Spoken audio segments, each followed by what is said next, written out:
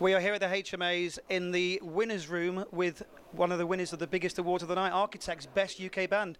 First of all, what was it like up on stage? It's cool, yeah. Nice time. Absolutely fine up there, yeah. Our friend Benji from Good Charlotte gave us the award, which was nice.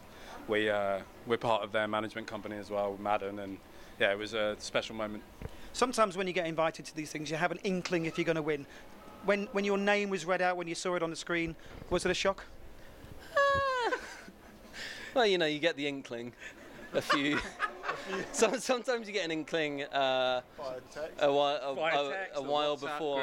It's a weird. It was like a sort Inklings of like. are a weird thing. Inklings are a weird thing because you can just be sat there being like, oh, I wonder if that's happened, and then you get an inkling notification on your phone. We've had an inkling before, and the inkling didn't actually play out how we thought the inkling might play out. So it does kind of keep you on your toes. Did you have a speech prepared? Did you get all those names in ready? He's the talking one, so... No. It'd be weird if I started going up there and being like, oh, this is from my mum and...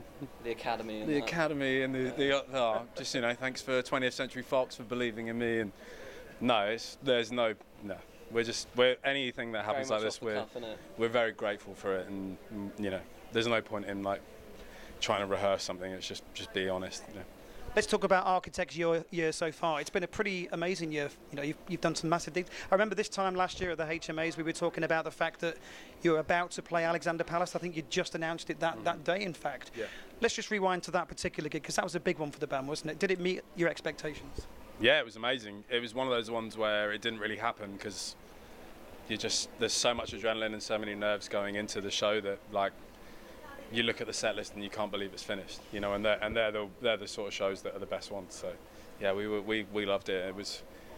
It flew by. It flew by. Thank God we had people there filming it, because otherwise we'd have no recollection of it. Do you allow yourself that moment when you're on stage just to take a kind of mental photograph and to say, you know, just so you remember it and capture that moment for yourself? Not that night. No, it was flash in the pan. That. Yeah, it was almost over before it started. We had so many months like building up to it where we couldn't believe that it was like happening anyway, and it felt like it felt crazy seeing our name in that venue, you know, and then for it to actually happen, it was like, yeah, too much to take in. And once you've done a gig of that level, you obviously then need to start thinking about the future. So let's talk about the future. You've done Ali Pali. What's next? What's the next kind of marker that you want to get to? We're just taking our time. We're just chilling at the moment. Like, Dan is about to have a baby, and we're doing a lot of dog walks, going to the gym, and like we've had a hectic 2 years, so it's nice to just pump the brakes and go for a lot of do nothing for a bit. Yeah. It's pretty much. But yeah, the future is, you know, we haven't got anything, you know, confirmed or anything kind of booked in just yet, but we'll get there eventually. We're just taking it easy for now. When you started off the band, how big were you thinking? You know, you sat there in your bedroom maybe, or in a kind of tiny rehearsal room, and you're thinking one day we're going to get to a certain level. What was the realistic dream? There's actually the three of us that stood here. We're not actually any of us are original members. We've been riding the coattails of this band for a long time. Like, oh, you're successful, cool, we'll join. It was, you know, when I joined the band, they already had a record out. Ali joined on the start of the first record after their bassist left, and Josh has just joined up.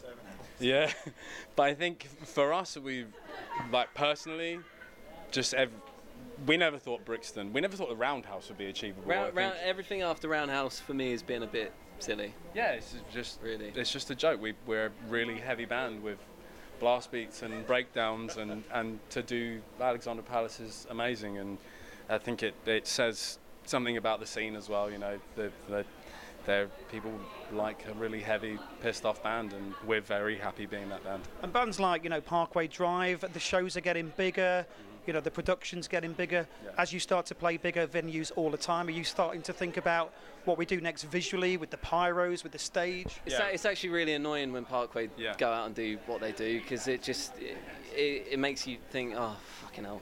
Well, Ali Pali, we got to spend a lot more. Yeah. That's cash out of our pocket. They're up in the game for everybody. Yeah, it's a pain in the arse, and we're friends with them as well. So it's like, boys, just fucking pump the brakes a little bit. Do you know what I mean?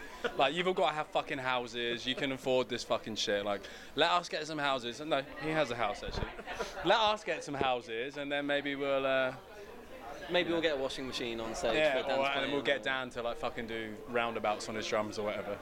Well, listen. What about bands who are starting out, we're here at the HMAs. One of the things I love about this award ceremony is it's really supporting the grassroots level as well. As a band who are playing at that level now, what would you say to a band, you know, maybe someone in their bedroom listening to this interview, what advice would you give them in terms of getting to the sort of level you've got to? I think, persistence, like, don't stop.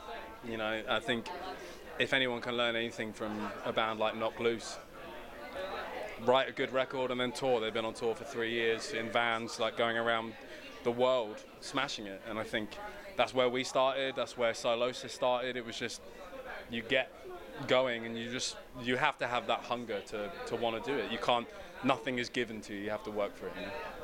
And just finally then, you know, talking about the future, I know you said you've just taken a bit of downtime after a hectic 2 years. Are you always thinking of new music? Are you always grabbing the notepad and writing lyrics down as you go along? Is there anything starting to form? We're working on stuff. How many lyrics have you written? I wrote 2 lyrics in total.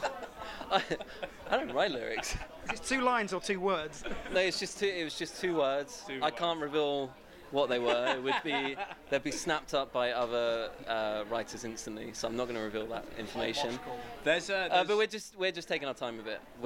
It's obviously a very strange experience for us to go on and write after what's happened to us. So we're taking our time with it, and we're not kind of jumping into anything. And also, our drummer is having a baby.